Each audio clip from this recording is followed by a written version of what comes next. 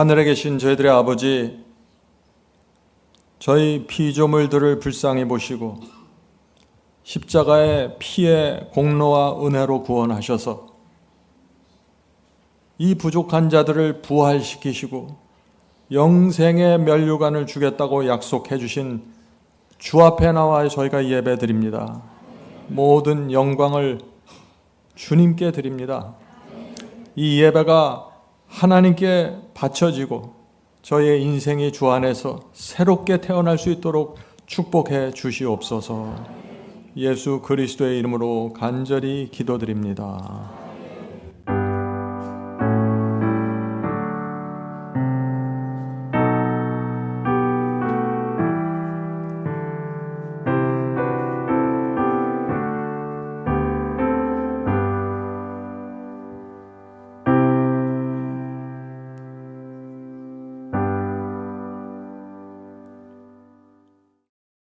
다 함께 찬송으로 하나님께 영광을 드리겠습니다.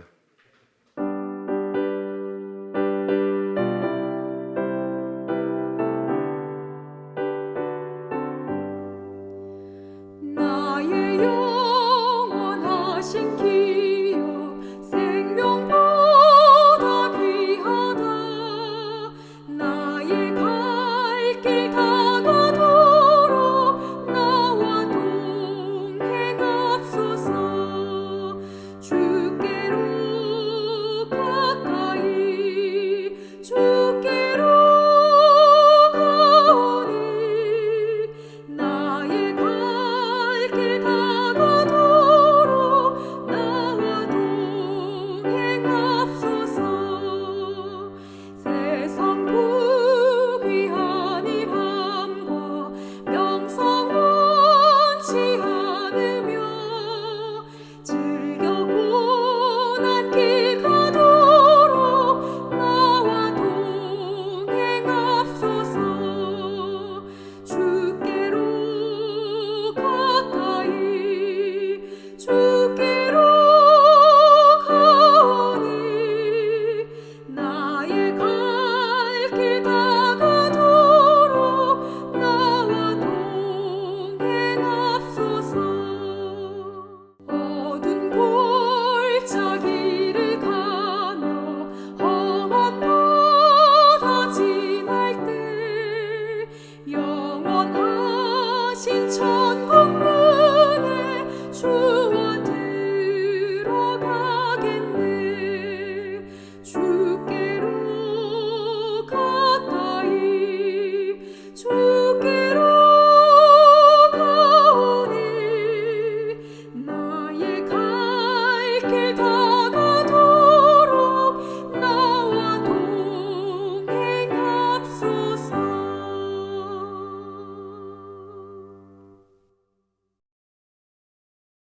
모두 무릎 꿇고 기도드리겠습니다. 하나님 아버지, 이 자리에 모이게 해 주심을 감사드립니다. 여기 모인 성도님들과 각자의 처소에서 경배드리는 백성들이 하나님의 부르심과 택하심을 입은 사명감을 잃어버리지 않게 하옵소서. 아멘. 각자의 자신들이 하나님께 부르심을 받아 이 자리에 모여 있음을 깊이 깨달아 우리의 뿌리와 정체성을 잊지 않고 마음속에 새기어 성령의 감동과 인도함을 잃어버리지 않게 하옵소서. 아멘. 하나님 아버지, 저희들의 나약한 정신과 부족한 정신으로 말미암아 고통받고 있는 성도님들이 있습니다. 허락하시면 이 부족한 자들을 불쌍히 여겨 주셔서 치유와 회복을 주시옵소서. 아멘. 오늘 이제 하나님의 증인과 증거를 갖고자 하는 백성들이 말씀을 듣고자 합니다. 대언해 주시는 목사님 심령에 성령께서 함께 하셔서 하나님의 영광을 높일 수 있는 진리의 말씀을 가르쳐 주시옵소서. 아멘. 이 모든 말씀을 영생의 기쁨이 되시고 모든 이에게 감사와 소망이 되신 주 예수 그리스도의 이름으로 간절히 기도드리옵나이다. 아멘.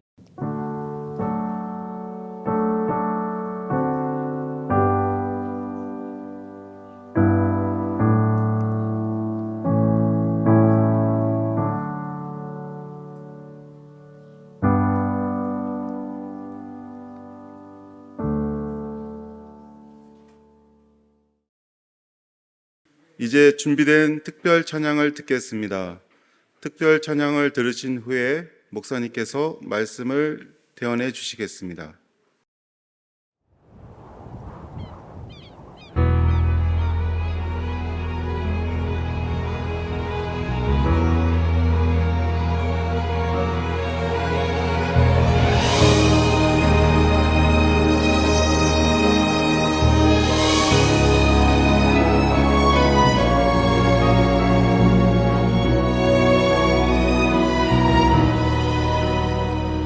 The marketplace is empty. No more traffic in the streets. All the builders' tools are silent. No more time to harvest weeds. Busy housewives cease the labors. In the courtrooms, no debate. Work on earth has been suspended as the King comes through the gate. The King is coming. The King is coming. I just heard the trumpet sounding, and now his face I see. The King is coming. The King is coming. Praise God. He's coming for me.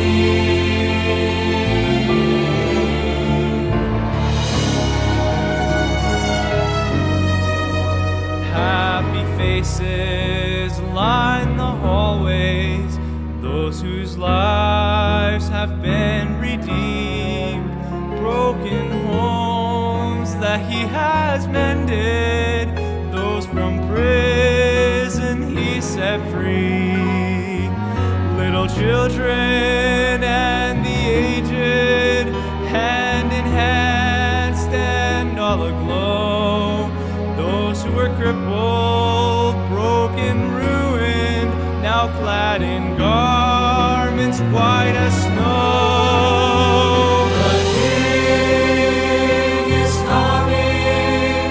The King is coming. I just heard the trumpet sounding, and now his face I see. The King is coming. The King is coming. Praise God. He's coming for me.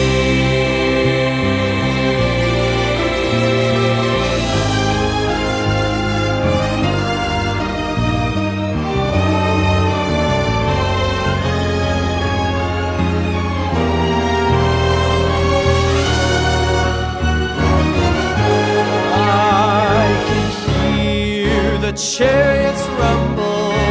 I can see the marching throng, and the flurry of God's trumpet spells the end of sin and wrong. Regal robes are now unfolding, heaven's grandstands all in place. Heaven's choir is now assembled, start to sing amazing grace. Oh, the King is coming. The King is coming.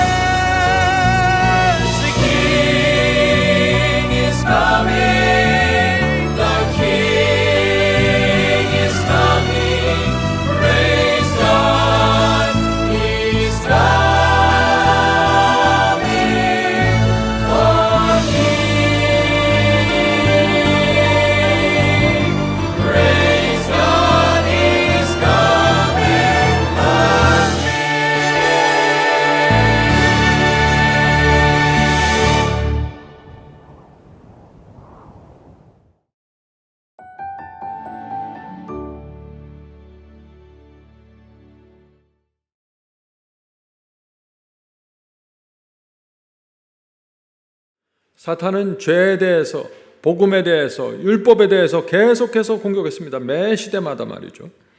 그래서 죄, 복음, 율법 이 세 단어는 분리될 수 없는 하나의 진리입니다.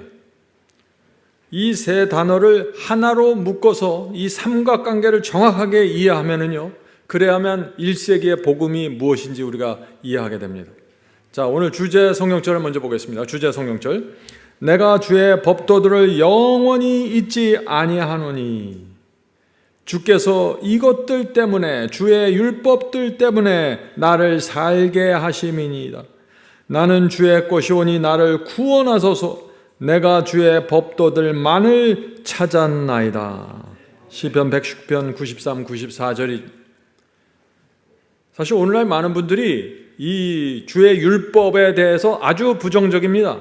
그냥 율법을 하나의 규칙으로만 생각하고 어떤 법조문으로, 고리타분한 어떤 법조문으로 자꾸 생각하는데 큰 오해죠.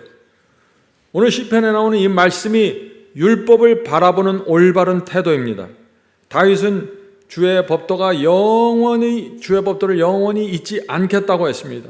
내가 주의 법도를 계속해서 찾아가겠다고 했고 하나님의 율법을 영원히 찬양하겠다 그랬습니다. 이것이 거듭난 성도가 율법을 대하는 마음이라 하는 것입니다. 오늘날 기독교회는 어떻습니까? 많은 교회들이 율법을 폐지시켰고 또 어떤 견들은 율법을 무시합니다.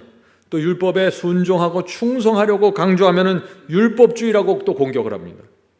이것이 오늘날 교회의 형편이에요. 그래서 오늘날 교회가 어떻게 됐습니까? 그 결과로 율법을 무시하고 율법을 폐지한 결과 교회가 어떻게 됐습니까? 의의 표준이 무너졌고 죄의 파도가 교회를 덮쳤습니다. 율법이 무너지면은 죄와 세속이 밀고 들어오는 것입니다. 그래서 오늘 말씀이 중요한 것입니다. 자, 교과 120페이지. 죄가 하나님과의 친밀한 관계를 가로막는 가장 큰 장애물인 것은 의심할 여지가 없다.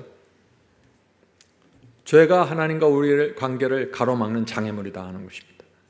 자, 이사야 59장 2절에 그래서 이 말씀이 있어요. 유명한 말씀이죠. 오직 너희 죄악이 너희와 너희 하나님 사이를 내었고 너희 죄가 그의 얼굴을 가려서 너희를 듣지 않으시게 함이니라.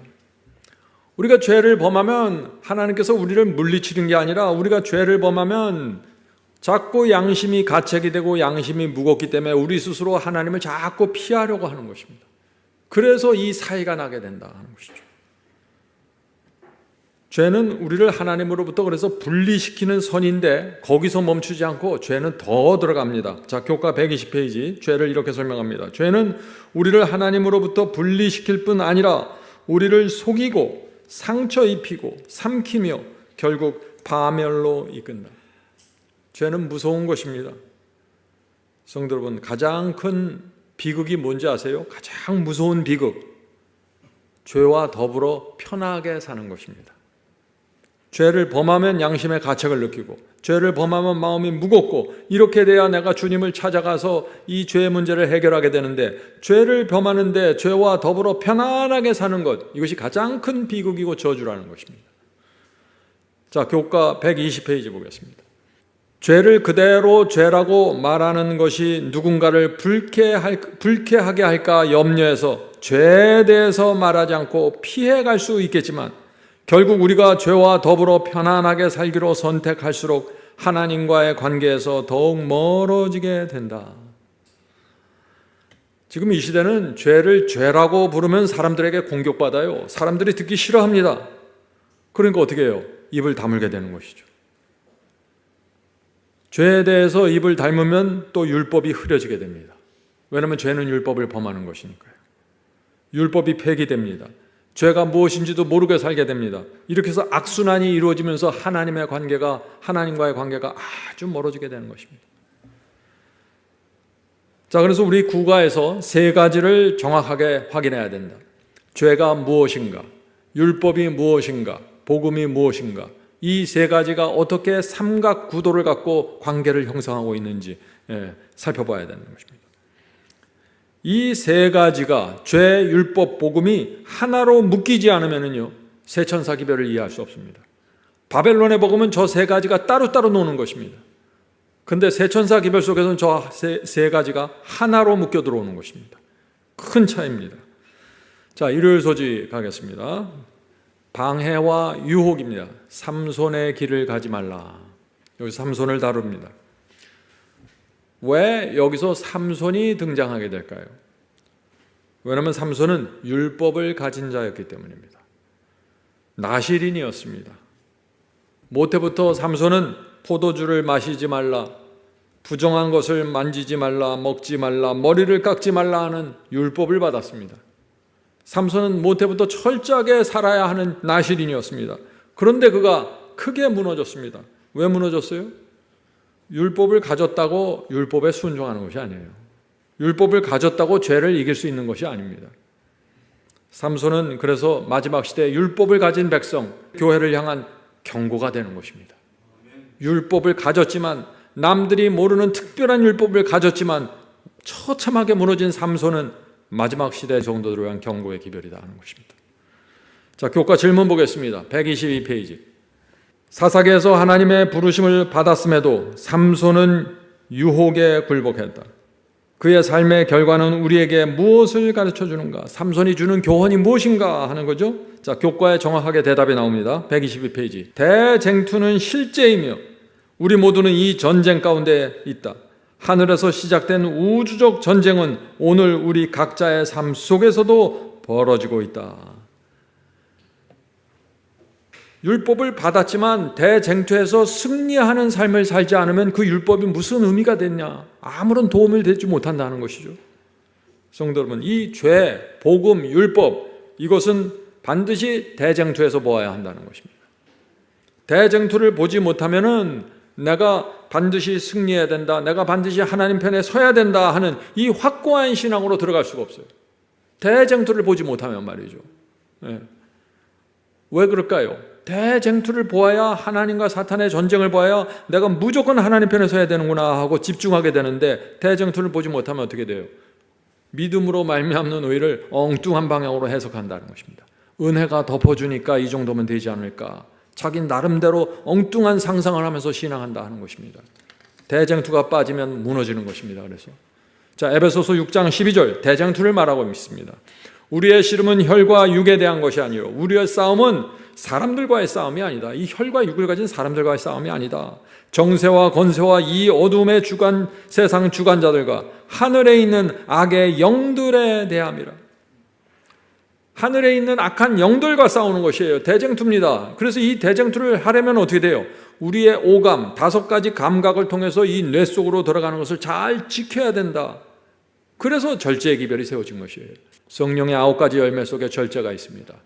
베드로의 사다리에 절제가 있습니다. 절제는 반드시 중요한 것입니다. 자, 교과 122페이지 보겠습니다. 사탄은 우리가 살고 있는 재림이 임박한 이 시대에 우리가 하나님과 친밀한 관계를 갖지 못하게 하기 위해서는 그는 가진 모든 것을 동원하고 있다. 어쩌면 그 자체가 반드시 잘못된 것은 아니지만 너무 많은 시간과 에너지를 빼앗아 하나님을 위한 시간을 거의 만들어낼 수 없게 하는 직장, SNS, 쇼핑, 운동, 음식일 수도 있다.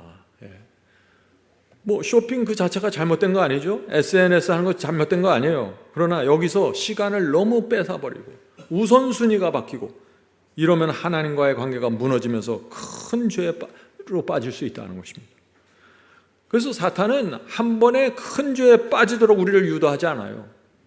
먼저 시간을 빼앗아 갑니다. 우선순위를 바꿔놓습니다. 서서히 타협하게 만듭니다. 그러다가 어느 날 큰 죄에 빠지게 된다는 것입니다. 사탄의 전략입니다. 삼손도 그렇게 무너진 것입니다. 그는 어느 날, 이 삼손이 어느 날 갑자기 이 블레셋 여인의 무릎 위에 누워있던 게 아니에요. 삼손의 추락을 성경은 내려갔다라고 표현하고 있습니다. 내려갔다. 삼손이 이방인들이 사는 딥나 동네로 내려갔습니다. 블레셋 평야로 내려갔다고 했습니다.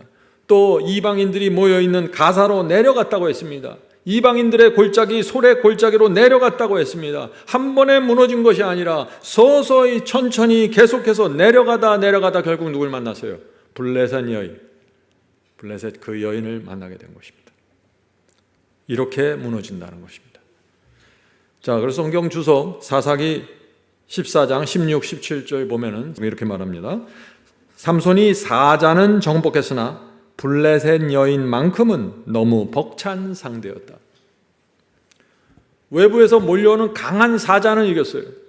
그러나 자기 안에서 서서히 자라는 정욕을 이기지 못했다는 것입니다. 삼손은 어떻게 무너졌어요? 자기의 두뇌에 악하고 더러운 것, 이방인들의 오염을 계속해서 넣어주면서 그 두뇌 속에 있는 삼손의 변연계의 욕망이 점점 더 크게 올라왔고 결국은 사탄이 인도하는 한 여인을 만나면서 크게 무너져 버린 것입니다. 이것이 사탄이 우리를 무너뜨리는 방법입니다. 잘 보아야 되죠. 교과 122. 삼손이 무너진 것은 자신이 강하다고 생각했기 때문이다. 사자를 무너뜨리고 곰의 입을 찢어버렸으니 얼마나 자기가 강하다고 생각했겠어요. 그는 유혹을 이기기 위해 자신의 힘을 의지했다라고 했습니다. 삼손이 왜 무너졌습니까? 자신이 강하다고 착각했기 때문입니다. 이것이 큰 문제입니다. 사자를 이기면 자신이 강하다고 오해합니다. 내가 어떤 죄를 이기면 내가 많이 강하다고 오해합니다. 성도 여러분, 그게 아니죠. 우리가 어떤 면엔 강할 수 있지만 어떤 면은 굉장히 연약합니다. 이걸 인정해야 되는 것이에요. 그래서 주님께서도 하루의 승리를 위해, 며칠의 승리를 위해요? 단 하루의 승리를 위해 무릎을 꿇으셨습니다. 말씀 없이 기도 없이 어떻게 우리가 감히 하루를 견딜 수 있다고 생각할 수 있습니까? 자, 영감의 교훈 보겠습니다. 122페이지입니다. 영혼의 대적 마귀는 인간의 생각을 읽도록 허락되지 않았다. 자, 이거 중요한 말씀입니다. 잊지 말아셔야 돼요. 사탄은 피조물입니다. 사탄은 우리의 마음과 생각을 읽질 못해요. 오직 창조주 하나님만이 피조물 마음의 중심을 볼 수 있는 것입니다. 하나님은 다 아세요. 그런데 피조물들은 서로의 마음 깊은 곳을 몰라요. 자, 계속해서 읽겠습니다. 그러나 사탄은 예리한 관찰자이며 경우에 알맞는 시험거리들을 능숙하게 응용한다. 만일 우리가 죄악적인 사상과 감정을 억제하고 그것을 말과 행동으로 나타내지 않는다면 사탄은 그럴듯한 시험거리를 준비할 수 없기 때문에 패배할 것이다. 참 흥미있는 말씀 아닙니까? 우리가 영적으로 연약해져서 우리 마음에 죄된 생각이 있고 악한 감정이 설사 생겼다고 할지라도 그것을 겉으로 말하고 표현하지 말라는 것이에요. 그것을 말하는 것이 정직한 것이 아니에요. 그런 걸 표현하고 생각 없이 말하고 나는 이런 사람이야 그러면서 막 하면은요, 사탄이 눈치채고 와서 그냥 달려들어요. 사탄은 우리의 연약함을 보면 시험하기 위해서 들어온다는 것입니다. 내 속에 있는 것을 함부로 말하지 말고 그것을 어디다 기도해야 돼요? 하나님께만 기도해야 돼요. 하나님이시여, 내 속에 이런 것이 있는데 지켜주시고 이걸 버리기 원합니다. 도와주시옵소서. 그럴 때 하나님께서 우리에게 오셔서 지켜주시고 인도하신다. 대기만자 사탄은 끊임없는 기도와 산 믿음으로 경계하지 않는 모든 사람들을 위한 간악한 덫을 놓고 있다. 끊임없는 기도와 살아있는 믿음이 필요하다는 것입니다. 삼손이 율법을 갖고 있었지만 이것이 없었기 때문에 무너진 것입니다. 겉으로 철저하게 원칙을 지키는 것처럼 보였어요, 삼손이. 그런데 연약했습니다. 우리도 마찬가지입니다. 기도와 산 믿음이 없으면 견딜 수 없는 존재입니다. 자, 월요일 소식 갑니다. 하나님과 관계를 막는 걸림돌들. 제가 소제목을 이렇게 붙였습니다. 전두엽을 빼앗기면 영혼을 빼앗긴다. 지금 이 월요일 소지는 매우 중요합니다. 첫째 날 우리가 삼손을 통해서 율법을 갖고 있어도 무너질 수 있다는 진실을 우리가 보았습니다. 자, 그렇다면 여기서 월요일 소지에서는 왜 무너지는가? 어디에서 무너지는가? 이 문제가 나오는 것입니다. 자, 교과 124페이지 보죠. 성경에는 하나님과의 관계 그리고 그리스도 안에서 성장하는 것을 방해하는 장벽에 대한 많은 내용이 있다. 그래서 이 교과책을 보면요, 7개의 걸림돌, 영혼을 무너뜨리는 7가지 통로를 말하고 있습니다. 자, 이 7가지를 살펴보죠. 첫째, 가장 중요한 것, 가장 무서운 걸림돌, 자기 의지입니다. 나를 의지하는 정신입니다. 두 번째, 외식, 위선입니다. 셋째, 음욕입니다. 더러운 욕망이죠. 넷째, 비판하는 정신입니다. 다섯째, 원수에 대한 미움입니다. 원수를 사랑하지 않고 원수를 미워하면서 거기서 이것을 해결하지 못하는 것. 여섯째, 분노입니다. 일곱째, 손, 발, 눈의 죄입니다. 제가 말씀드렸지만 이 7가지 중에 가장 무서운 것은 자기 의지, 나를 의지하는 그 정신, 이것이 가장 무서운 것입니다. 그래서 예수께서 마가복음에서 충격적인 말씀을 하세요. 자, 마가복음 9장 43, 47절입니다. 만일 내 손이 너를 범죄케 하거든 찍어버리라. 만일 내 발이 너를 범죄케 하거든 찍어버리라. 만일 내 눈이 너를 범죄케 하거든 빼어버리라. 얼마나 강력한 말씀입니까? 찍어버리라, 빼어버리라.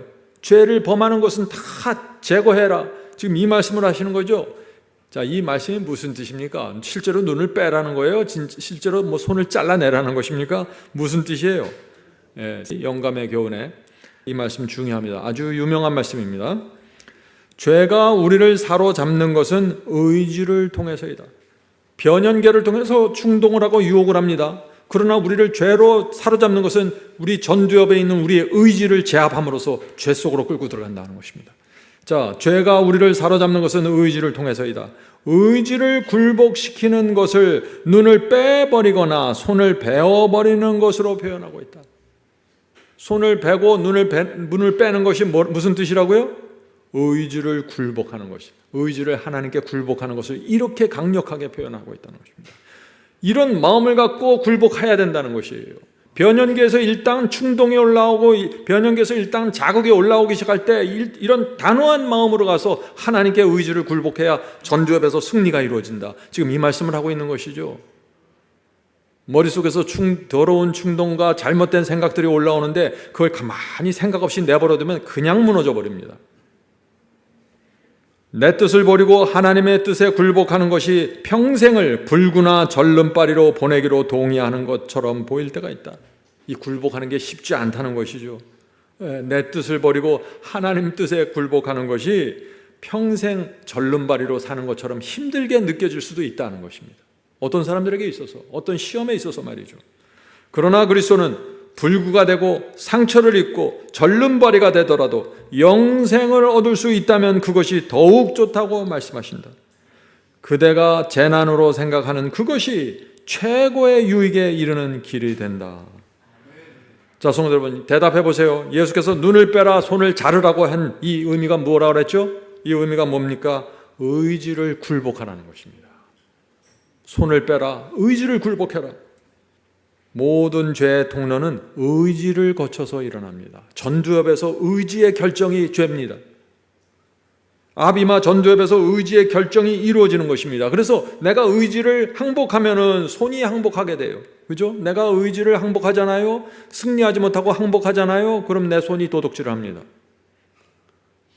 내 눈이 앞이마에서 의지가 내가 승리하잖아요. 그럼 도둑질을 하려고 손이 나갔다가도 손을 들어오게 됩니다. 왜요? 모든 것은 이 앞이마 전두엽에서 컨트롤하기 때문이죠. 그래서 의지를 하나님께 굴복하라. 이것이 정결한 여인의 삶입니다.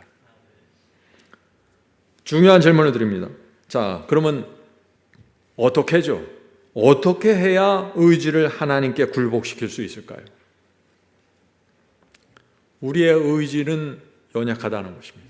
우리의 의지를 의지하면 안 되는 것입니다. 그래서 내 마음에, 내 두뇌에 하늘의 말씀이 들어가야 되는 것입니다. 기도를 통해서 하늘의 성령을 구해야 합니다. 그래서 말씀이, 성령의 은혜가 내 속으로 들어가서 두뇌 속에 들어가서 분위기를 지배해야 됩니다. 그래와 감사와 충성으로 하나님의 뜻에 굴복하게 되는 것입니다.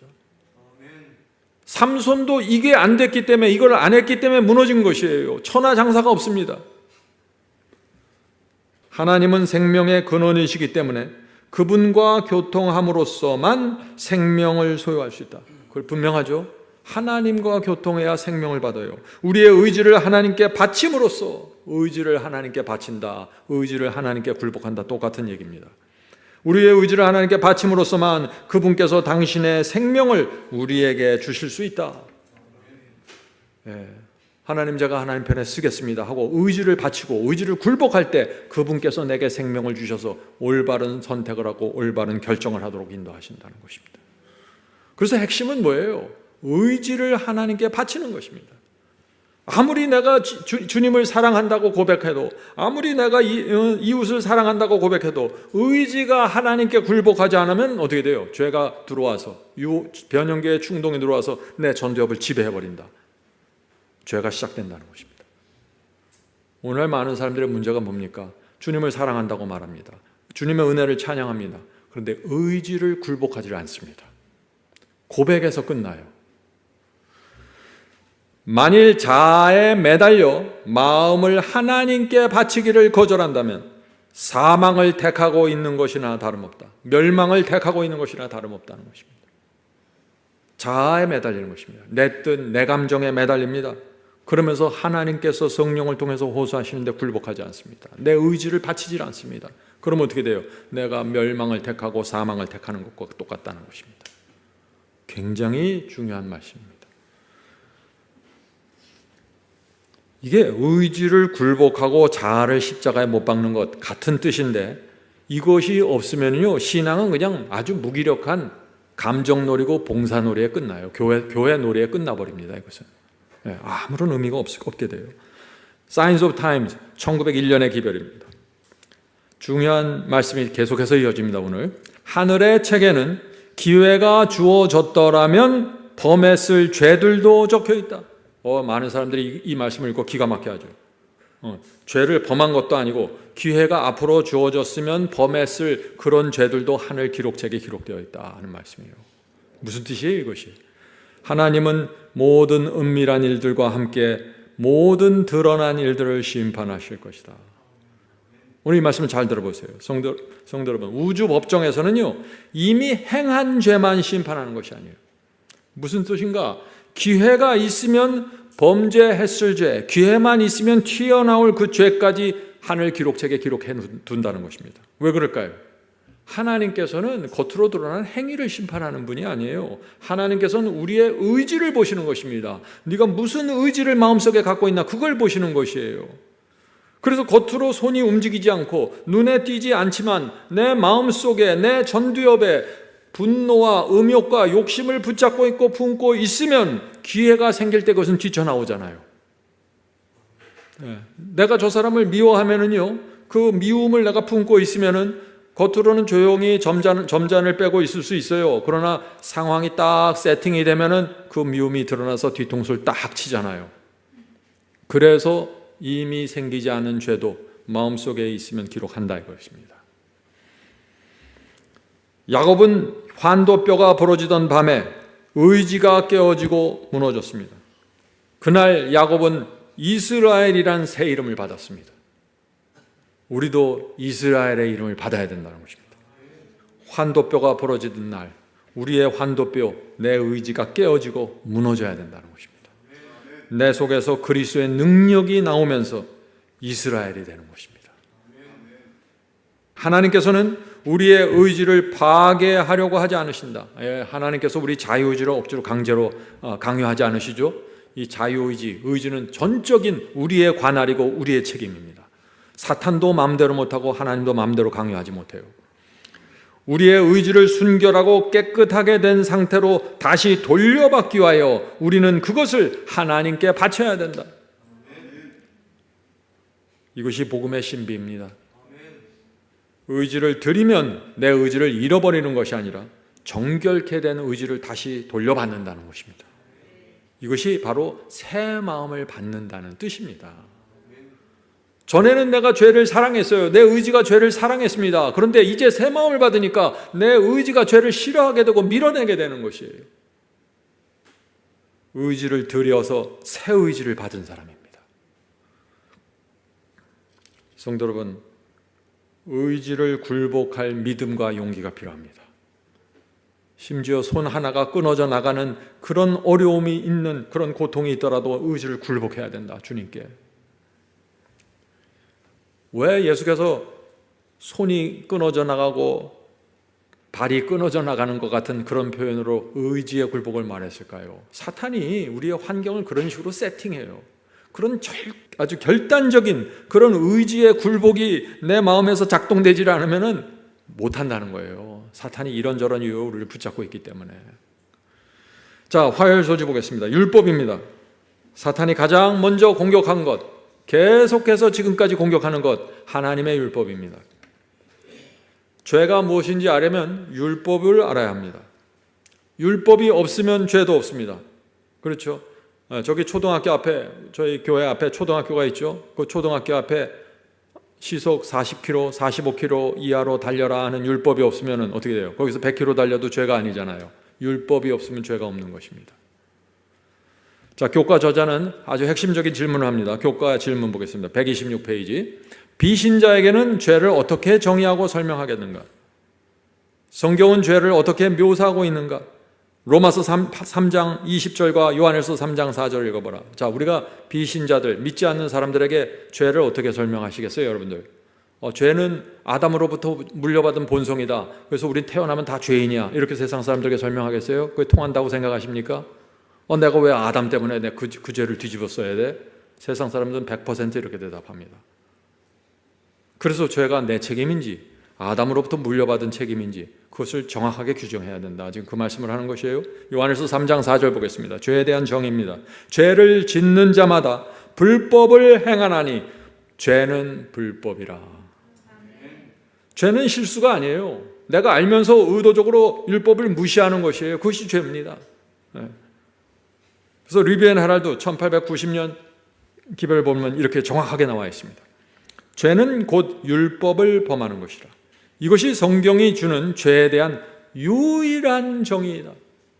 유일한 정의. 제가 이걸 강조하고 싶어요. Signs of Time 1887년 뭐죠? 죄는 무엇인가? 하나님의 말씀에서 주어진 유일한 정의는 죄는 곧 율법을 범하는 것이다. 죄가 유일한 정의, 죄에 대한 유일한 정의를 불법으로만 여겨야만 우리의 전두엽에서 의지를 굴복하는 것이 의미가 있게 됩니다. 네. 자, 루시퍼도 아담도 본성이 완전하고 깨끗했을 때 죄를 범했어요. 죄는 본성하고 상관없는 것이에요. 죄는 아담에게 물려받은 본성이나 기질이 아닙니다. 죄는 내가 하나님의 뜻이 무엇인지 알면서 그것을 무시하고 거절하기로 결정한 것입니다. 아담처럼 말이에요. 하와처럼, 루시퍼처럼 말이죠. 그들은 다 알면서 죄를 범한 것입니다. 그래서 죄는 내 책임입니다. 내가 결정한 것이니까 말이죠. 그래서 예수께서 말씀하셨잖아요. 너희가 나를 사랑하면 계명을 지키리라. 주님의 은혜에 진심으로 감사하는 사람은 아담으로 받은 본성이 악할지라도, 사탄이 나를 유혹할지라도, 변형계가 나를 자극할지라도 주님의 뜻에 순종한다는 것입니다. 주님을 사랑하는 사람들은 말이죠. 주님을 위해 모든 것을 바치게 된다. 사탄이 가장 집요하게 공격하는 것이 무엇입니까? 율법입니다. 율법에 대한 많은 오해들을 사람에게 넣어주는 것입니다. 율법에 대한 온갖 오해와 편견을 만들어서 죄를 범하게 만드는 것이 사탄의 전략이라 하는 것입니다. 자, 교과 126페이지 보죠. 교과 126페이지. 율법은 죄의 실체를 드러낸다. 율법은 마치 우리가 주변에 실제로 무엇이 있는지를 명확하게 볼 수 있게 하는 안경을 쓰는 것과 같고, 우리 실제 모습이 어떤지를 거울을 통해 보는 것과 같다. 우리가 우리 부모님을 사랑하고 존경하면은 다섯째 계명 앞에 설 때 양심의 가책을 느끼지 않겠죠? 이런 계명이 너무나 당연하게 느껴지게 됩니다. 우리가 우상을 섬기지 않으면 우상을 섬기지 말라는 율법 앞에 섰을 때 우리 마음에 무슨 고통을 느끼지 않습니다. 그런 율법이 왜 있을까? 우상을 섬기지 않은 것은 너무나 당연한 건데 그렇게 생각하게 되는 것이죠. 그래서 율법은 거울입니다. 내 얼굴에 아무것도 안 묻었을 때 거울 앞에 서면 어떻게 돼요? 그냥 뭐 오늘 나가도 되겠구나 생각하죠? 그런데 얼굴에 검은 게 많이 묻어 있으면 어떻게 돼요? 빨리 지워야 될 텐데. 율법은 거울이라는 것입니다. 그런데 사람들이 자기 더러움을 보기 싫어서 어떻게 해요? 내 모습이 더러운 걸 보기 싫어해요. 어떻게 해요? 그래서 거울을 깨트리려고 달려드는 것이죠. 그것이 율법 폐기론자들입니다. 자, 영감의 교훈. 죄인이 의의 큰 표준 율법으로 말미암아 자기 자신이 정죄된 사실을 깨닫게 될 때 그가 취해야 할 행동은 자신들의 죄를 회개하고 그리스도를 통해서 용서를 구하는 것이다. 율법 앞에 섰더니 내가 죄인이었구나. 내가 도둑질을 했구나. 내 마음에 탐심이 있구나. 율법을 통해서 내가 죄인임을 깨달았으면 어떻게 돼요? 회개하고 그리스도를 통해서 용서를 구해야죠. 이것이 정상이에요. 이것이 복음을 이해한 사람이에요. 그러나 이 일에 실패함으로 많은 사람은 저희 허물을 드러내는 거울을 깨려고 하며 율법을 깨려고 하며 저희 생애와 품성 가운데 있는 오점들을 지적하는 율법들을 무력하게 와요. 온갖 노력을 다하고 있다. 저는 이런 모습을 꽤 많이 본 것 같아요. 사람들이 자기가 잘못하고 자기가 죄를 범했으면 자기가 회개하고 주 앞에 나가서 용서를 구해야 될 텐데 그 율법을 싫어하고 난 율법 싫어. 율법이 무슨 그거 갖고 구원받는 거 아닌데 왜 우리가 율법에 매달려야 되냐. 엉뚱한 얘기로 사람들을 혼돈에 빠지게 하는 거예요.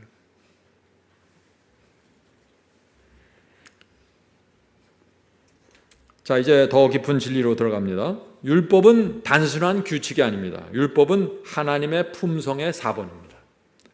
율법이 뭐라고요? 하나님의 품성의 가피본이라는 것입니다.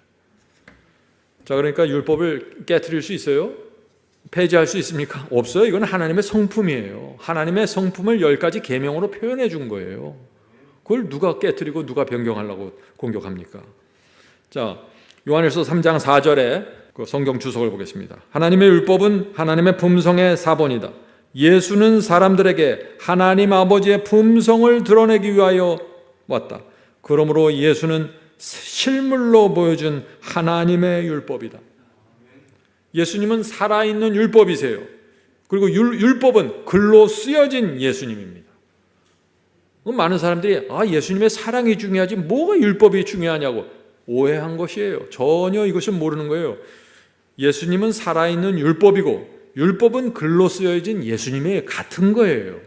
율법 이퀄 예수님입니다. 왜 이것을 분리하려고 하고 깨트리려고 합니까? 율법을 미워하는 것은 누굴 미워하는 거예요? 예수님을 미워하는 거예요. 율법을 폐기하는 것은 예수님을 폐기하는 것이에요. 말도 되지 않는 것입니다. 그래서 하늘 성소 안에 있는 하나님의 율법, 저 하늘 성소에 하나님의 율법이 있다는 것입니다. 하늘 성소 안에 있는 하나님의 율법은 원본이고 오리지널이고 돌판, 시내산에서 돌판에 새겨지고 모세를 통해서 그의 오경에 기록된 것은 그 하늘에 있는 원본을 정확하게 옮긴 사본이었다. 하늘 지성소에 하나님의 율법의 원본이 있고 시내산에서 모세에게 주신 두 돌판, 십계명은 그 원본, 하늘 원본의 사본이다. 무슨 뜻이에요? 율법은 폐지할 수도 없고 변경할 수도 없고 무시할 수도 없다는 것입니다. 이건 영원한 것입니다. 하나님의 성품은 변하지 않아요. 자, 이제 대쟁투의 시작점을 보겠습니다. 오늘 뭐예요? 오늘 죄, 율법, 복음 이 삼각형의 구도가 어떻게 짜여 있는지 이걸 정확하게 보는 것입니다. 자, 이제 대쟁투로 갑니다. 사탄이 하늘에서 무엇을 공격했습니까? 루시퍼는 천사들은 더 높은 존재들이므로 율법의 속박이 필요 없다고 주장했다. 이것이 사탄이 처음부터 한 주장이에요. 사탄의 최초의 거짓말, 율법은 속박이다. 율법은 멍해다. 율법은 필요 없다. 이것이 사탄의 거짓말이에요. 이것이 지금까지 내려오고 있는 것입니다. 그래서 사람들의 마음속에 율법에 대한 부정적인 생각들이 많이 들어가 있는 것이에요. 율법은 낮은 수준의 신앙이고 예수님 하면 높은 수준의 신앙처럼 착각하는 것입니다. 같은 것입니다.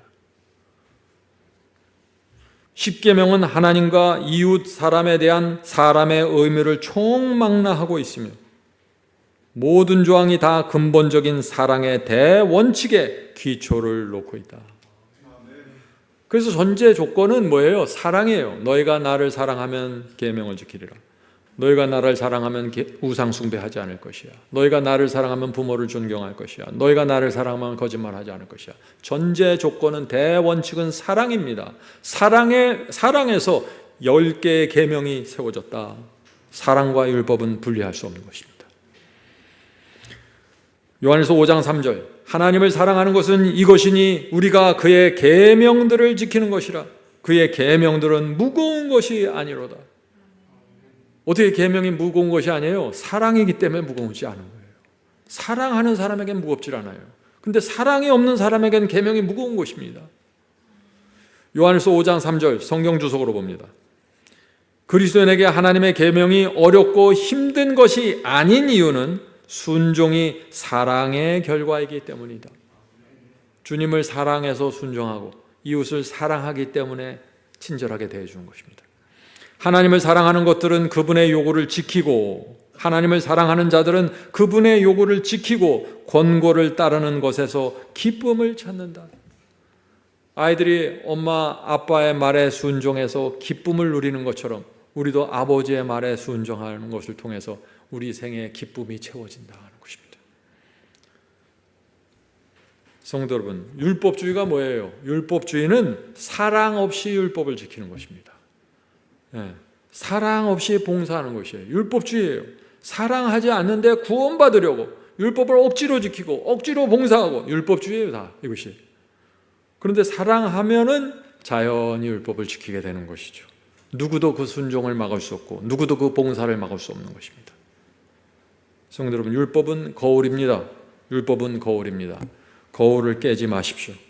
율법에 비친 내 모습을 받아들이고 율법에 내 오점과 내 죄가 보인다고 해서 그것을 받아들이십시오. 겸손하게 받아들이고 그리스도께 가십시오. 율법은 우리 문제가 무엇인지 보여주고 복음은 우리를 의롭게 합니다. 율법과 복음의 관계입니다. 율법은 우리를 그리스도께 인도하는 몽학 선생이다, 이렇게 말하는 것입니다. 자, 수요일 소지 보겠습니다. 수요일 소지. 율법과 복음, 율법과 복음. 자, 이 수요일 소지, 율법과 복음이 클라이맥스입니다. 최고의 정점입니다. 율법은 거울이죠. 거울만 있으면 내가 깨끗해집니까? 아니죠. 거울만으로는 안 됩니다. 거울은 더러운 것을 보여줄 뿐 나를 깨끗하게 하지는 못합니다. 더러움을 씻을 무언가가 필요합니다. 그것이 뭐예요? 그것이 복음이라는 것입니다. 그래서 거울도 필요하고 비누도 필요하다. 율법도 필요하고 복음도 필요하다. 같이 가는 것입니다. 자, 교과 질문 128. 마태복음 5장 17, 18에서 예수님은 율법에 대해 무엇이라고 말씀하셨는가? 자, 예수님이 오해할 수 없는 말씀을 하셨어요. 누구도 이 말씀을 갖고 다르게 생각할 수 없죠. 마태복음 5장 17, 18입니다. 내가 율법이나 선지자나 폐하러 온 줄로 생각지 말라. 폐하러 온 것이 아니요 오히려 완전케 하려 함이로다. 진실로 너에게 이르노니 천지가 없어지기 전에는 율법의 1.1획이라도 반드시 없어지지 아니하고 다 이루리라. 여기 무슨 설명이 더 필요해요? 이 말씀이 이렇게 분명하게 말씀하셨는데 예수님이 오셔서 이제 율법이 필요 없습니다. 누가 그런 얘기를 할 수 있어요? 교과 128 보겠습니다. 128페이지. 우리가 율법을 얼마만큼 신뢰하며 율법을 지키는 것의 중요성을 아무리 강조한다고 할지라도 율법은 오직 정죄할 뿐이라는 사실을 항상 기억해야 된다. 자, 율법을 지켜야 된다 할 때 내가 율법을 지키면은 내가 거룩해지겠구나, 이것이 아니에요. 율법은 보여주는 것입니다. 내가 잘 지키는지 못 지키는지 보여주는 거울 역할이지 그 이상의 역할은 아니다. 율법은 오직 정죄할 뿐이라는 사실을 항상 기억해야 된다. 율법은 결코 용서하지도 않고 의를 주지도 않고 대속하지도 않는다. 분명합니까? 율법이 우리를 용서해 주는 게 아니에요. 율법이 대속하는 것도 아니고. 율법의 기능은 보여주는 거울이지 비누가 아닙니다. 그러므로 율법만으로는 죄를 씻을 수도 없고 용서받을 수도 없고 의롭게 될 수도 없어요. 그래서 여기서 우리가 사탄의 두 가지 거짓말을 깨트려야 된다는 것입니다. 첫 번째 거짓말, 율법 폐기론이죠. 첫 번째 거짓말, 율법 폐기론입니다. 율법은 폐지되었다. 우리는 은혜 아래에 있으니 율법을 지킬 필요가 없다. 사탄의 거짓말입니다.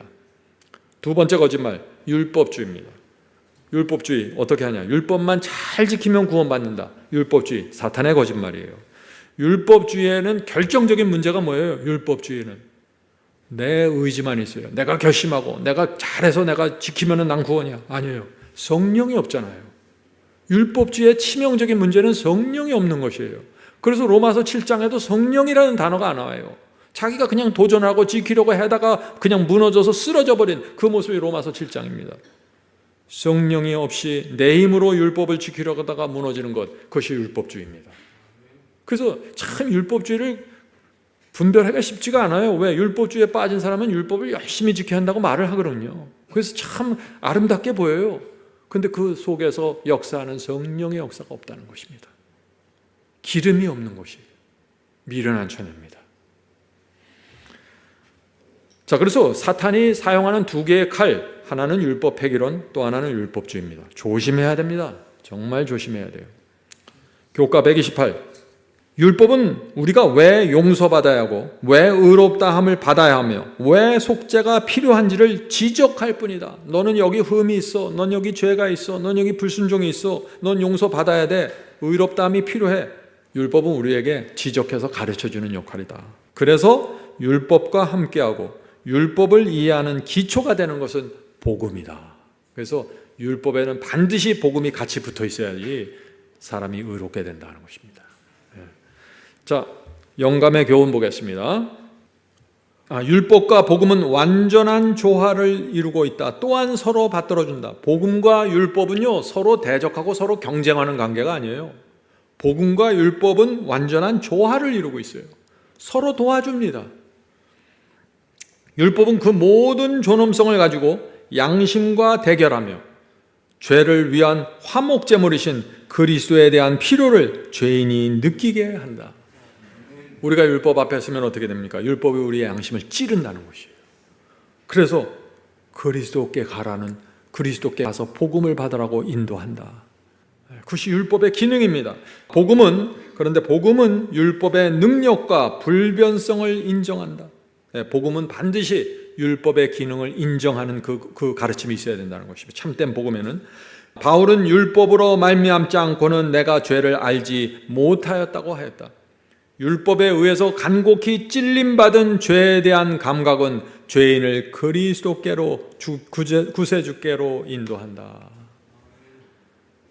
참, 근데 문제가 뭐예요? 율법 앞에 섰는데 양심의 찔림을 받지 않는 것, 최악입니다. 율법의 기능이 무너져 버린 것이에요. 내가 죄를 범했는데, 내가 잘못된 감정을 갖고 있는데 하나님의 거룩한 율법 앞에서 거울처럼 나를 보아야 되는데 보질 못하는 거예요. 아무런 찔림을 받지 못해요. 위험한 양심입니다. 복음과 율법은 서로 협력할 수 있어야 된다. 율법이 양심을 두드리면서 너는 죄인이야 라고 외치면은 율법이 바로 대답합니다. 여기 구세주가 계십니다. 주께서 너를 용서하십니다. 이리 오세요. 이것이 율법과 복음의 관계입니다. 이해가 되십니까? 율법은 우리의 양심을 두드리면서 너는 죄인이라고 호소합니다. 책망합니다. 그리스도께 가라고 호소합니다. 그러면은 복음이 곧바로 나와서 대답합니다. 여기에 구세주가 있습니다. 주께서 너를 용서하실 것입니다. 이리 오세요. 이래서 율법이 정죄하면 복음이 용서하고 의롭게 한다. 율법과 복음은 하나의 세트로 둘이 함께 움직이면서 구원을 이룬다 하는 것입니다. 율법 자체에는 영광이 없으며 그리스도께서 율법 가운데 구현될 때에만 영광이 나타나는 것이다. 율법은 글로 쓰여진 그리스도입니다. 그리스도는 살아있는 율법입니다.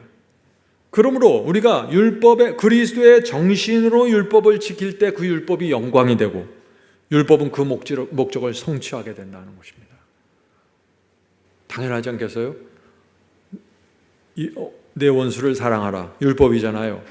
근데 원수를 사랑하지 않으면 지옥 가니까 사랑도 없는데 그냥 원수한테 잘해줘요. 할 수 없이.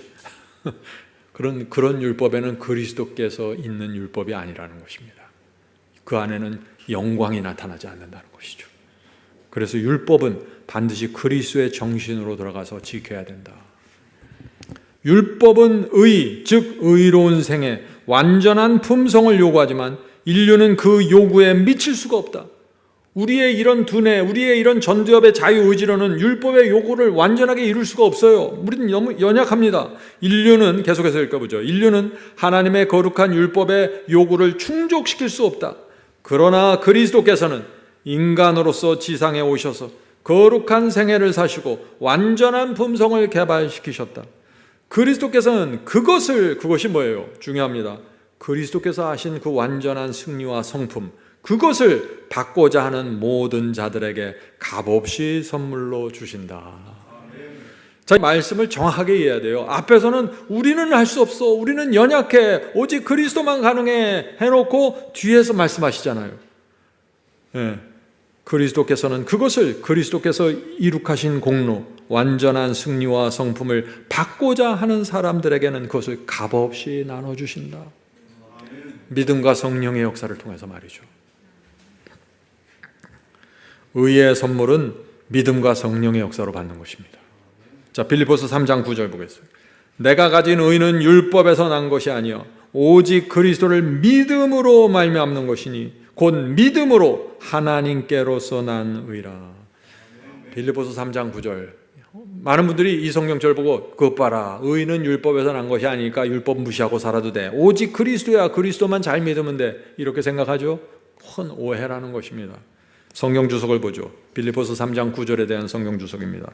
어떤 율법 준수도 죄로 인한 오염에서 마음을 정결하게 할 수 없으며 죄에 대항할 힘을 주지 못한다. 내가 율법을 잘 지킨다고 마음이 깨끗해지는 게 아니라는 것이에요. 마음이 깨끗한 자가 율법을 지킬 수 있는 것이지, 마음에 더러운 게 잔뜩 들어가 있는데, 밧세바가 들어가 있는데 그냥 율법을 지키고 양을 잡고 뭐를 하고 11조 낸다고 마음이 깨끗해집니까? 바로 그것을 얘기하는 것이에요. 율법의 준수로는 마음을 깨끗하게 할 수가 없다. 진정한 율법 준수는, 참된 율법의 준수가 무엇인가? 하나님의 은혜로 말미암아 마음이 변화됨으로써만 일어날 수 있다. 얼마나 분명합니까? 항상 기독교 신앙은 마음의 중심으로 들어가서 거기서 변화를 일으키고 거기서부터 순종이 나타나도록 하는 것입니다. 근데 인간의 종교는 어떻게 돼요? 마음은 더럽게 놔두고 그 상태에서 자꾸 행위를 만들어 가려고 해요. 이것이 율법주의고 인간의 행위입니다. 인간의 율법의 행위예요. 이런 것들은 아무런 의가 되지 않는다는 것이죠. 주님을 믿고 그 사랑과 은혜를 바라볼 때 우리 마음이 녹아내리고 변화된다. 마음이 그렇게 변화되면 율법을 사랑하게 되고 진심으로 충성하게 된다. 이것이 복음입니다. 네. 자, 고린도전서 1장 18절 보겠습니다. 고린도전서 1장 18절. 십자가의 도가 멸망하는 자들에게는 미련한 것이요 구원을 얻은 우리에게는 하나님의 능력이라. The power of God입니다. 십자가 도가 멸망당하는 악인들에게는 미련하게 보여요. 뭐 십자가에서 용서만 해주면 되는 건데, 용서받기만 하면 되지 하고서 전혀 이 십자가가 아무런 변화를 일으키지 못해요. 그러나 구원을 받는 우리에게는 하나님의 능력이 되는 것입니다. 십자가를 바라볼 때 하나님의 능력이, 성령의 역사가 내 속에 이루어지면서 내 마음이 깨끗해지고 변화된다. 그래서 십자가 이퀄 power of God입니다. 십자가 이퀄 하나님의 능력입니다. 이것이 1세기의 복음이고 승리의 복음입니다. 십자가의 피로 용서받은 성도는 죄를 미워하게 되고 율법에 충성하는 마음을 받게 됩니다. 그것이 바로 새 마음을 받은 것입니다. 사도 바울도 같은 말씀을 하는 것이에요. 그래서 자, 로마서 3장 31절 보겠습니다. 그런즉 우리가 믿음으로 말미암아 율법을 폐하느뇨 그럴 수 없느니라 도리어 율법을 굳게 세우느니라. 자, 바울이 결코 그럴 수 없다. 사랑도 믿음도 은혜도 율법을 폐하지 않는다. 도리어 굳게 세운다. 이것을 말하는 것입니다. 믿음 갖고 사랑 갖고 또 은혜 갖고 율법을 폐하려고 하는 사람들 바벨론입니다. 한마디로 바벨론이에요. 그럴 수가 없는 것이에요. 1세기 복음이 아니에요. 로마서 3장 28절입니다.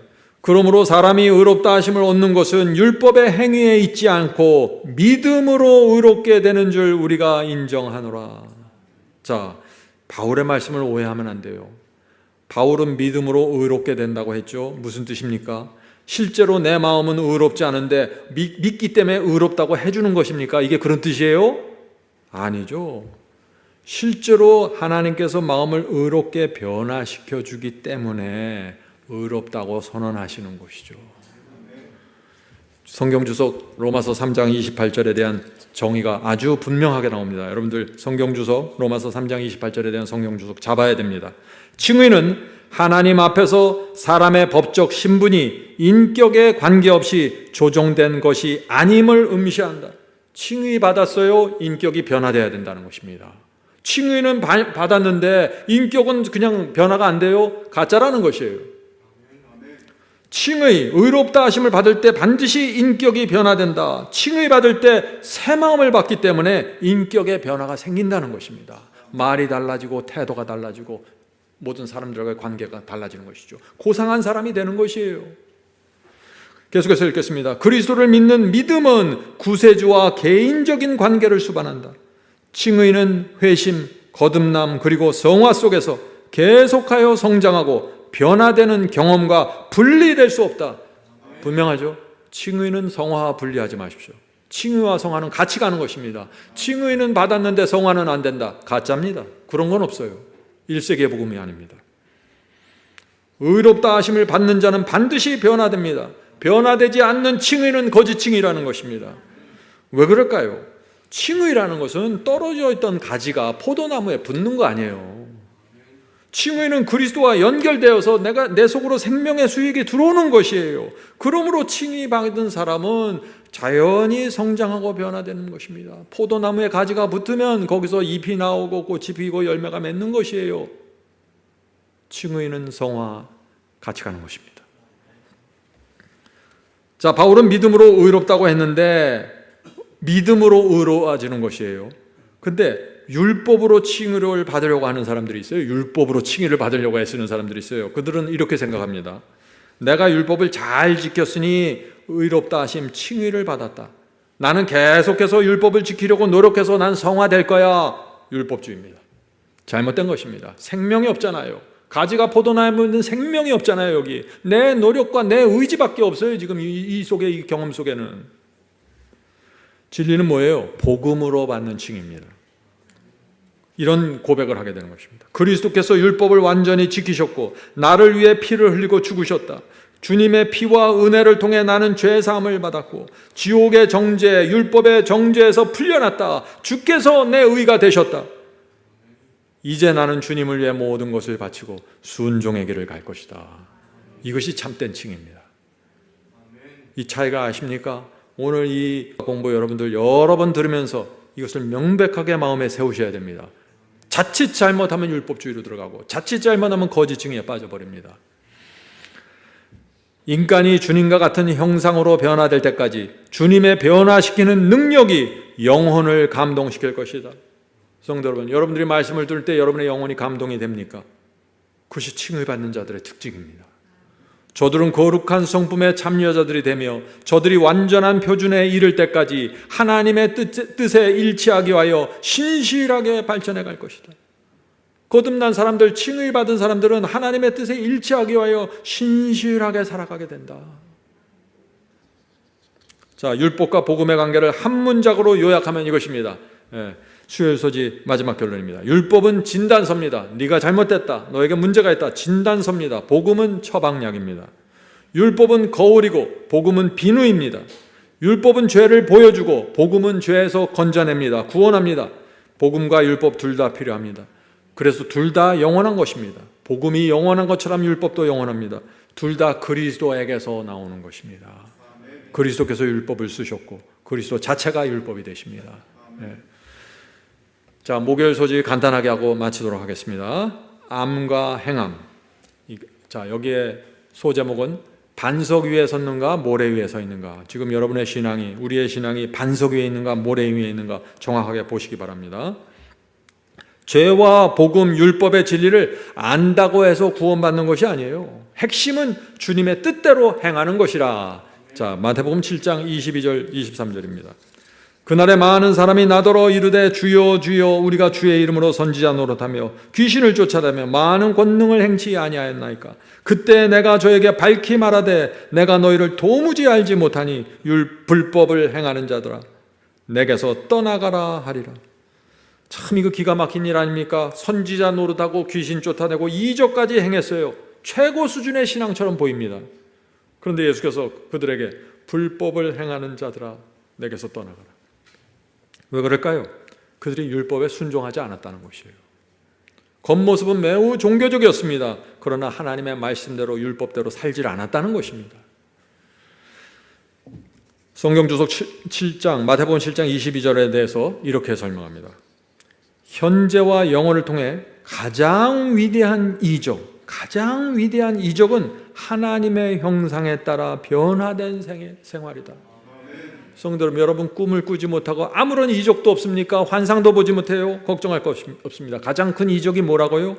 변화된 생애입니다. 그리스도를 닮은 변화된 생애. 이것이 가장 위대한 엄청난 이적이다. 선지자라고 공언하는 자들은 그들의 삶으로 시험되어야 하며 그들이 공언하는 이적으로 평가돼서는 안 된다. 엄청난 이적을 행해도 그것이 잣대가 아니라는 것이에요. 잣대는 뭐예요? 변화된 생애입니다. 말씀대로 순종하는 생애예요. 하나님께서 베푸시는 가장 위대한 이적 뭐예요? 변화된 삶입니다. 변화되지 않는 칭의는 거짓 칭의라는 것입니다. 그래서 자, 성경 주석 마태복음 7장 22절에 대한 성경 주석입니다. 행함이 없는 믿음은 그 자체가 죽은 것이다. 그러나 진지하고 열렬한 믿음이 수반되지 않는 행함 역시 죽은 것이다. 중요한 말씀이죠. 행함이 없는 믿음은 죽은 믿음이다 하니까 열심히 행하려고 해요. 좋은 것입니다. 그런데 믿음 없이 하나님을 절대적으로 의지하고 믿지 않고 그냥 행함만 만들어내려고 하는 것, 죽은 행함이다. 둘 다 죽음이라는 것입니다. 진리는 뭐예요? 그리스도 안에서 살아있는 믿음으로 순종하는 것입니다. 성도 여러분, 죄, 율법, 복음 이 세 개의 삼각형의 구조를 확실하게 세우셔야 돼요. 이것이 어떻게 연결되어 있는지 말이죠. 자, 마태복음 7장 24절부터 27절까지 읽겠습니다. 이게 지금 마지막입니다. 누구든지 나의 이 말을 듣고 행하는 자는 반석 위에 지은 지혜로운 사람 같으니 누구든지 나의 이 말을 듣고 행하지 아니하는 자는 그 집을 모래 위에 지은 어리석은 사람 같으니리. 그 무너짐이 심하리라. 그래서 교회 안에 오직 두 종류의 사람들이 있다는 것입니다. 뭐예요? 반석이 아니면 모래입니다. 중간은 없어요. 모래 위에 쓴 사람들, 반석 위에 쓴 사람 둘 다 비를 맞고 둘 다 바람을 맞습니다. 여러 가지 시험과 환란이 있습니다. 두 부류 다. 근데 차이는 뭐예요? 기초가 다르다는 것입니다. 기초가 어디에 세워져 있는가가 다르다는 것입니다. 자, 모래 위에 서 있다는 것이 무슨 뜻인가? 모래 위에 서 있다는 뜻, 성경 주석으로 봅니다. 마태복음 7장 26절. 복음에 귀를 기울이지 않는 사람은 자아라는 변하기 쉬운 모래 위에, 자아라는 변하기 쉬운 모래 위에 서 있는 사람들, 모래 위에 곧 자신의 노력과 인간의 이론과 고안 위에 집을 짓는다. 모래 위에 서 있는 사람들이 뭐예요? 자신의 생각, 자아 위에, 내가 만들어낸 복음 위에, 자기가 생각하는 구원론 위에 서 있어요. 모래입니다. 봉사하고 열심히 교회 다녔고 율법을 지켰으니 나는 의롭다함을 받았다. 모래예요, 반석이에요? 모래 위에요. 폭풍이 오면 다 무너지는 것입니다. 반석이는 뭡니까? 그럼 반석이는 예수님 위에 서 있는 거예요. 예수님의 말씀 위에 서 있는 것입니다. 내 노력, 내 구원, 내 봉사, 내 행위, 이거 위에 서서 마음의 위로받는 것 다 모래라는 것입니다. 그대가 나의 말을 듣는 것으로는 넉넉지 않다고 예수께서 말씀하시다. 그대는 순종으로 그리스도의 말씀을 그대의 품성의 기초로 삼지 않으면 안 된다. 하나님의 말씀, 주님의 말씀이 내 품성의 기초가 되어야 된다는 것입니다. 모래 위에 지은 집은 시험의 바람과 시련의 폭풍으로 그 집은 쓸려감을 당할 것이다. 나를 영접하라. 나의 말씀 위에 건설하라. 자, 여기서 마치도록 하겠습니다. 성도 여러분, 우리가 반드시 반석 위에 세워져야 된다. 나를 영접하라. 나의 말씀 위에 건설하라. 주님을 영접한다는 것이 그리스도는 세 가지라 그랬죠. 나는 길이요 진리요 생명. 이 세 가지를 받는 것이 주님을 영접하는 것이고, 그런 사람들이 말씀대로 살아갈 때 반석 위에 세워지는 것입니다. 오늘 우리 모두 그리스도의 반석 위에 우리의 집을 짓게 되길 간절히 바랍니다. 하늘에 계신 저희들의 아버지, 죄와 율법과 또 이 복음의 삼각관계를 잘 이해할 수 있도록 하시고, 그것이 자연스럽게 저희 마음과 생애에서 경험될 수 있도록 도와주시옵소서. 저희의 마음은 저희 자신도 어떤 때는 속입니다. 그래서 저희가 그리스도의 희생과 사랑 앞에 나갈 수밖에 없습니다. 십자가 앞에 나가서 성령의 음성을 들어야 저희 자신을 보게 됩니다. 주여 저희를 인도해 주시고 불쌍히 보시고 하나님의 구원으로 인도해 주시옵소서. 참된 칭의가 무엇인지, 거듭남이 무엇인지, 새 마음을 받는 경험이 무엇인지 가르쳐 주시옵소서. 날마다 그 경험하게 해 주시고 하루를 주님을 따라 살 수 있도록 도와주시옵소서. 오늘 공부에 참여한 모든 성도들에게 함께 하시고 참된 복음의 기쁨을 누릴 수 있도록 도와주시옵소서. 이 모든 말씀 예수 그리스도의 이름으로 간절히 기도드립니다. 아멘.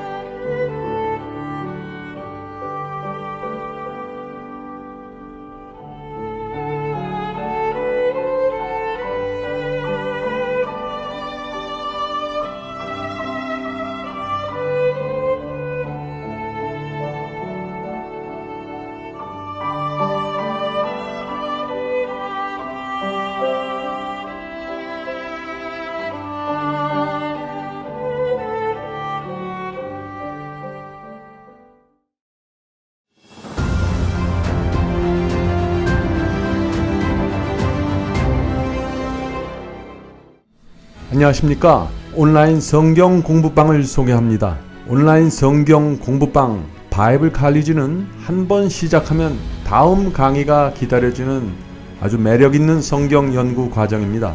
바이블 칼리지는 이런 성도들을 위해서 준비되었습니다. 나는 성경을 여러 번 읽었지만 그 의미를 이해할 수 없습니다. 교회를 오래 다녔지만 성경을 너무나 모릅니다. 바쁜 틈을 내서 성경 공부 모임을 찾지만 별 도움이 안 되고 지루합니다. 성경을 체계적으로 공부하고 싶은데 그런 곳을 찾지 못했습니다. 신앙을 오래 했는데 거듭남과 성화 그리고 참된 구원의 경험이 무엇인지 아직 잘 모르겠습니다. 요한계시록 예언을 공부하고 싶은데 알기 쉽게 가르치는 곳을 찾지 못했습니다. 이런 분들은 바이블 칼리지로 오시길 바랍니다. 바이블 칼리지는 전 과목이 온라인으로 진행됩니다. 핸드폰으로 공부하기 원하는 분들은 스마트폰에서 마지막 사명 앱을 검색하여 앱을 다운받으시면 공부하실 수 있습니다. 오늘부터 공부하실 수 있습니다. 바이블 칼리지의 공부는 2단계만 거치면 곧바로 시작할 수 있습니다. 첫째, 본 영상의 댓글 상단에 있는 바이블 칼리지 링크를 클릭하면 등록 페이지가 나옵니다. 자, 둘째, 그 등록 페이지로 가시면은 거기서 아이디와 비밀번호를 정하시고 그 하단에 있는 등록하기를 클릭하면 곧바로 공부를 시작할 수 있습니다. 오늘 공부를 시작할 수 있습니다. 성도 여러분, 이번 기회에 바이블 칼리지에 오셔서 성경을 이해하고 성경을 공부하는 그리스도인이 되시기를 간절히 바랍니다. 성령께서 여러분을 하나님의 말씀으로 인도해 주시길 제가 간절히 기도드립니다.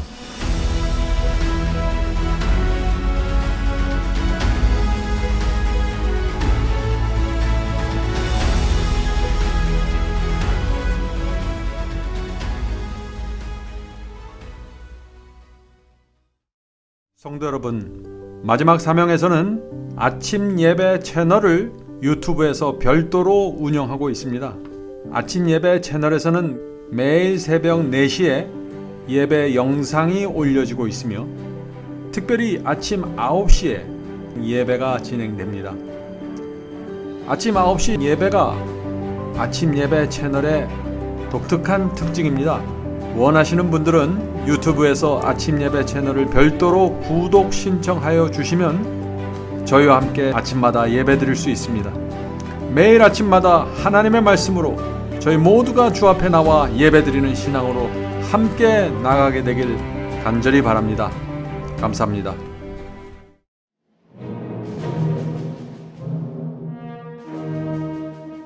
이것으로 오늘 예배를 마치겠습니다. 설교 말씀에 대한 감동이나 소감을 웹사이트 하단 게시판에 남겨주시면 감사하겠습니다. 사시는 지역 또는 나라와 함께 간증을 남겨주시면 우리 모두에게 큰 위로와 격려가 될 것입니다. 마지막 사명 사역을 위해 헌금하시기 원하시는 분들은 웹사이트 상단 헌금함에 드려주시기 바랍니다. 성도 여러분의 헌금은 복음을 전파하는 일에 소중히 사용됩니다. 그럼 다음 주 이 시간에 다시 뵙겠습니다. 마지막 사명 인터넷 교회 교우 여러분, 하나님의 은혜와 평강이 함께 하시길 간절히 바랍니다.